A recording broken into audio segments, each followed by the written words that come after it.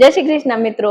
કાલે છે ને હું આમ જ બેસીને આરામથી ઇન્સ્ટાગ્રામ સ્ક્રોલ કરતી હતી, તો અચાનક જ મારી સામે એક વિડીયો આવ્યો એલ કાર્નિટાઇન વિશે.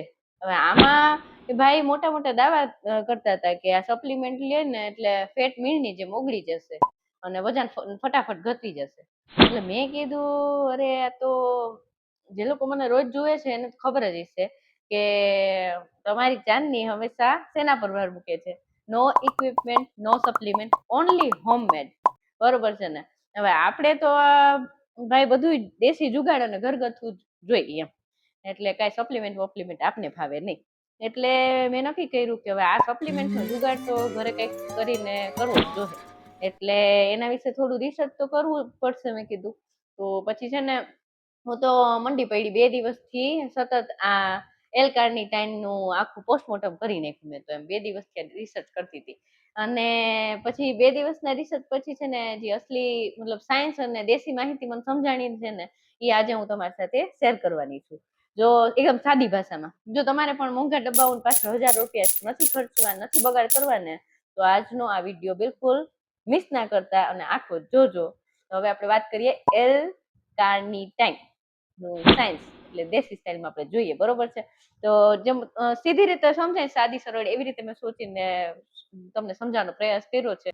તો ચલો સૌથી પહેલા છે ને એ સમજીએ કે આ એલ કાર્નિટાઇન નામનું ભૂત આપણા શરીરમાં કામ શું કરે છે. સાયન્સની ભાષામાં કહું ને તો આ આપણા શરીરમાં રહેલા ફેટ એટલે કે ચરબીને પકડી ને આપણા કોષને પાવર જેને માઇક્રોકોન્ડ્રિયા કહેવાય તેની અંદર લઈ જવાનું કામ કરે છે. હવે આ માઇક્રોકોન્ડ્રિયા ની અંદર ગયા પછી જ આ ફેટનું બેટા ઓક્સિડેશન થાય છે, એટલે કે તે બર્ન થાય છે અને આપણને તાકાત મળે છે એમ. અને ટૂંકમાં કહું ને તો એલ કાર્નિટાઇન એટલે આપણે ફેટને ઓગાળવાની ફેક્ટરી સુધી લઈ જતી એક રિક્ષા છે એમ સમજો ને સાદી ભાષામાં. તો જો શરીરમાં રિક્ષા પૂરતી હોય ને તો ફેટ સરળતાથી ઓગળી જાય. હવે કંપનીઓ શું કરે છે કે આ ડબ્બા મતલબ આ રિક્ષાને ડબ્બામાં પેક કરી અને આપણને સપ્લિમેન્ટના નામે મોંઘા ભાવે વેચી દે છે.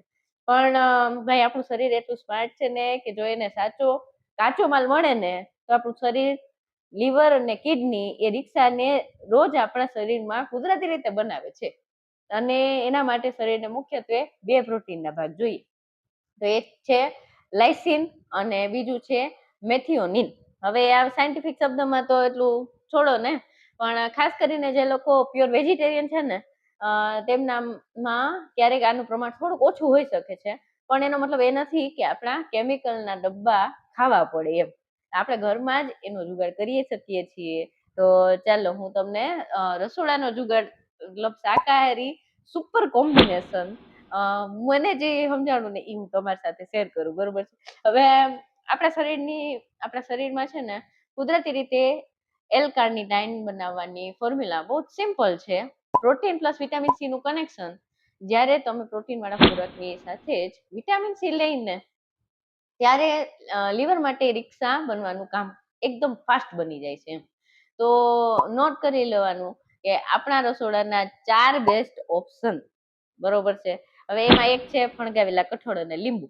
તો હવે જો ફણગાવેલા કઠોળ બધાને સૂટ ના થાય તો ન લેવાય, કઈ વાંધો નહીં. પણ સવારના નાસ્તામાં મગ અને ચણા કે મઠને ફણગાવીને લઈ કે પછી થોડાક બાફીને લઈ, જે પ્રોટીનનો સોર્સ છે એ, અને એના ઉપરથી અડધી ચમચી લીંબુનો રસ ને ટમેટા ડુંગળી જે કંઈ તમને કાચું કચુંબર ગમે બધું નાખીને વિટામિન સી લઈ અને આ બેસ્ટ ફેટ બર્નર છે એમ. અને પછી બીજું છે પનીર અને શિમલા મરચા. પનીરમાં છે ને લાઇસિન પ્રોટીન ભરપૂર માત્રામાં છે. એટલે તમે જોતા હશો હું પનીર વધારે લઉં એમ. પનીર ભુરજી કે શાક બનાવી ત્યારે એમાં લીલા કે લાલ શિમલા મિર્ચ જરૂરથી નાખવા એમ, કેપ્સિકમ. એટલે તમને ખબર છે શિમલા મરચામાં સંતરા કરતા પણ વધુ વિટામિન સી હોય. હવે એ તો મને આ સર્ચ કરતા ખબર પડી, ને તો કઈ ખબર નથી આવી બધી. અને પછી ત્રીજું છે દાળ ભાત અને આમળા. જ્યારે દાળ અને ચોખા ભેગા થાય ને એટલે તે એક કમ્પ્લીટ પ્રોટીન બને છે. બસ બપોરે જમતી વખતે સાથે કાં તો લીંબુ રાખવાનું અથવા ઘરે બનાવેલું આમળાનું અથાણું કે ચૂરણ કે ગમે એ ખાવું એમ. આમળામાં વિટામિન સી નો રાજા છે, એટલે આમળાનું મુરબ્બો ખાઈ શકાય. એટલે વેટ લોસમાં તો મુરબ્બો ક્યાં ખાવો, પણ શેકેલા આમળા કે મતલબ આમળો સુકવેલા આમળા કે એવું કંઈક આપણે ખાધા પછી લઈ તો ચાલે એમ. અને ચોથું ચોથું છે શેકેલા ચણા અને લીંબુ પાણી.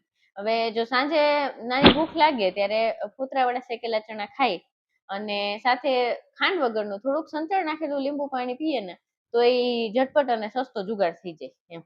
અને પછી જો હવે હું એક કુકિંગની ખાસ ટિપ્સ મને આમાં જાણવા મળ્યું. મને ખબર નથી, પણ આ બધું સર્ચ કરતા કરતા થોડી ખબર પડી એમ. એટલે આ વિટામિન સી છે ને એ ગરમીથી બહુ જલ્દી નષ્ટ થઈ જાય છે. એટલે જ્યારે પણ આપણે લીંબુનો રસ દાળમાં કે શાકમાં કે નાખીએ ને ત્યારે ગેસ પર ઉકળતું શાક હોય ને એમાં નહીં નાખવાનું.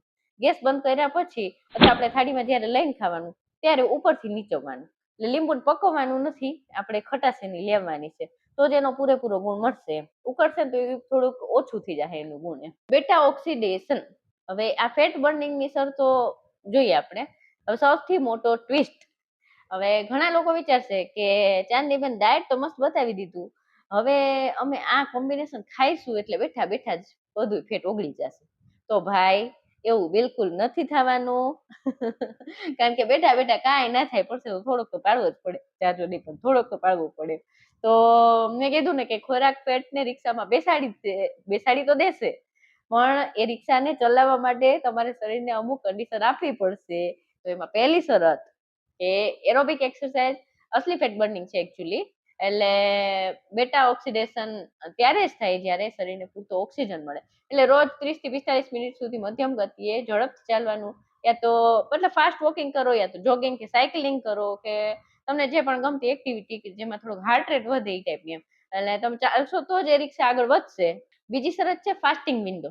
જ્યારે આપણે આખો દિવસ કંઈક ને કંઈક ચાવતા રહીએ છીએ, સ્નેકિંગ કરીએ છીએ, ત્યારે શરીરમાં ઇન્સ્યુલિન હોર્મોન હાઈ રહે છે અને ઇન્સ્યુલિન ફેટ બર્નિંગ પ્રોસેસને બ્લોક કરી દે છે.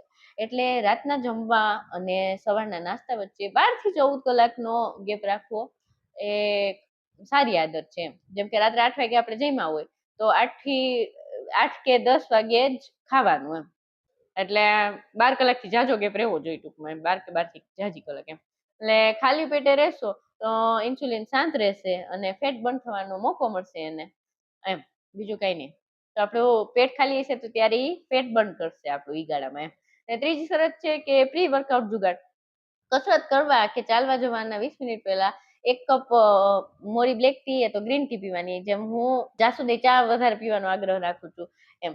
કોફીમાં રહેલું કેફીન ફેટ સેલ્સને ઓગળવા માટે સિગ્નલ આપે છે અને ગ્રીન ટી પણ આપણને મેટાબોલિઝમ માટે હેલ્પ કરે છે એમ. તો યાદ રાખજો કે જો તમે ખાવા પીવામાં કેલરી કંટ્રોલ એટલે કે કેલરી ડેફિસિટ નહીં કરો અને મહેનત નહીં કરો તો ગમે એટલા સપ્લિમેન્ટ લેશો તોય વજન નહીં ઘટે. એમ કે તમે બધું કરો પણ મીઠાઈ ખાઈ લ્યો જાજી બધી ને એમ, બધું લિમિટમાં રહી તો વાંધો ના આવે, બરોબર છે. કહેવાય ને અતિની ગતિ ન હોય એમ. તો વાલા મિત્રો, આજનો આપણો મુખ્ય ટેક અવે એ જ છે કે ફેન્સી જાહેરાતો જોઈને કંપનીઓના ખિસ્સા ભરવાનું બંધ કરી ને આપણું રસોડું જ છે ને એ આપણી સુપરમાર્કેટ છે. એને આપણે સાચી રીતે સાચું પ્રોટીન લઈ, વિટામિન સી લઈ અને રોજ નિયમિત થોડું ચાલવાનું રાખી અને દિવસ દરમિયાન વારંવાર ખાવાની આદતને બંધ કરી ને પછી જો તમારું વજન કેમ અને હેલ્ધી રીતે ચમકે છે એમ, મારી જેમ બસ ચમકી જાવ. અને તમને મારી આ પોસ્ટમોર્ટમ વાળી માહિતી કેવી લાગી મને કમેન્ટમાં જરૂરથી જણાવજો. ને વિડીયો ગમ્યો હોય તો એક લાઈક કરી દેજો. તમારા ફેમિલી ગ્રુપમાં કે તમારે મારા જેવી કોઈ સખી હોય તો એની સાથે પણ શેર કરજો. કારણ કે આપણી આ ચાંદનીની ચમકતી દુનિયાને સબસ્ક્રાઇબ કરવાનું બિલકુલ ભૂલતા નહીં. હું જોઉં છું કે મારા વિડીયો જોવા વાળામાંથી સબસ્ક્રાઇબર ઓછા છે અને જે સબસ્ક્રાઇબ નથી કર્યું એ ઝાઝા છે એમ. તો પ્લીઝ તમને ગમતો હોય વિડીયો, રેગ્યુલર જોતા હોય તમે વચ્ચે વચ્ચે, તો મને થોડુંક સબસ્ક્રાઇબ કરી દેજો, નોટિફિકેશન ઓન કરી દેજો એટલે તમને ખ્યાલ પડે વિડીયો આવે તો, બરોબર છે. આનો વિડીયો લાંબો થઈ જશે એટલે હું રોજ જ બતાવું છું ને દિનચર્યા મારી એવી રીતે નથી બતાવતી. બપોરે શું ખાધું છે અને એક્સરસાઇઝમાં જ મેં શું કર્યું છે એ બે બાબત ખાલી બતાવી દો અને મારી કેલરી કાઉન્ટ એ બતાવી દો એક. ચલો જોઈએ. બપોરે જમવામાં બાફેલી મસૂરની દાળ લીધી હતી, બાફેલી ચોરી લીધી હતી, મતલબ સૂકા ચોળા હોય ને જે, અને એમાં મેં બીટ ને ડુંગળી નાખી હતી અને દહીં નાખ્યું હતું 4-5 ચમચી જેટલું, અને બધું મિક્સ કરીને એમાં નમક કે કાંઈ નહોતું નાખ્યું, પ્લેન જ રાખ્યું હતું. સરસ લાગતું હતું, આ બીટને સ્વાદ સારો આવતો હતો. અને ઢોકળા હતા, મુઠિયા ઢોકળા મારા જે સાંજે કરેલા હતા ને એ ફ્રીજમાં મેં રાખ્યા હતા, તો એનો ભૂકો મને બહુ ભાવે એટલે મેં મુઠિયા ઢોકળાનો ભૂકો લીધો ને એમાં નાખ્યું મેં સોયા ચંક્સ હોય ને આપણે જે સોયા વડી એનો પાવડર, એટલે એ થોડોક નાખ્યો તો મતલબ 2 થી 3 ગ્રામ જેટલો નાખ્યો છે, 4 ગ્રામ જેવું હોવું જોઈએ મારા ખ્યાલથી. અને એને મિક્સ કરી દીધું હતું. અને મેં ચણાના લોટવાળું શિમલા મિર્ચ વઘારેલી ખાધી હતી આજે બપોર સંભારામાં. ને શાક હતું ચોરી બટેકાનું, ને મારું આખું જમવાનું કમ્પ્લીટ હતું. ને જો એના પોષણ તત્વ અને પોષણ મૂલ્યનું અંદાજિત બધું દર્શાવતું વેલ્યુ કોષ્ટક પણ હું આમાં બતાવી દઉં છું. જમ્યા પછી મેં એક કેરી પણ ખાધી હતી આજે. કેરી મને બહુ ભાવે, પણ એક જ ખાઉં છું, નહીં તો જલ્દી ખાધી પહેલાં. અને આજે મને છે ને ઘરકામ કરતાં કરતાં દોયડા કૂદવાની રસી મળી ગઈ. 7-8 વર્ષ પહેલાંની હતી ને તો ક્યાંક ખૂણે ખાંચકે રાખી હતી, આજે હાથમાં આવી ગઈ. તો મેં કીધું આજે વર્કઆઉટમાં મારે બીજી કોઈ એક્સરસાઇઝ નથી કરવી, આજે હું દોયડા કૂદી લઉં. એટલે મેં આજે થોડી વાર જ્યાં સુધી મારાથી થયું દોયડા કૂદ્યા હતા. ચલો, આજે 21 મે 2026, રેડ ક્રોસ માર્કનું નિશાન. આજનો દિવસ પડવા જેવું વિચાર્યું તો એવું ગયો છે. અને બસ, અને આજે મેં જો શેરડીનો રસે પીધો તો, એટલે વચ્ચે વચ્ચે હું ટેવડોય કરું છું. એમ નથી કે આમ પૂરું મન મારીને હું વેટ લોસ કરું છું. મન મારીને હું વેટ લોસ નથી કરતી. મનની પણ ઈચ્છા પૂરી, મતલબ મનમાં જે ઈચ્છા આવે એ પણ વચ્ચે વચ્ચે પૂરી કરું છું, પણ કંટ્રોલમાં રહીને, પહેલાની જેમ મન પડે એમ નહીં એમ. અને કારણ કે આપણે વજન ઉતારવાનો છે, હસતા રમતા એન્જોય કરતા કરતા, બરોબર છે.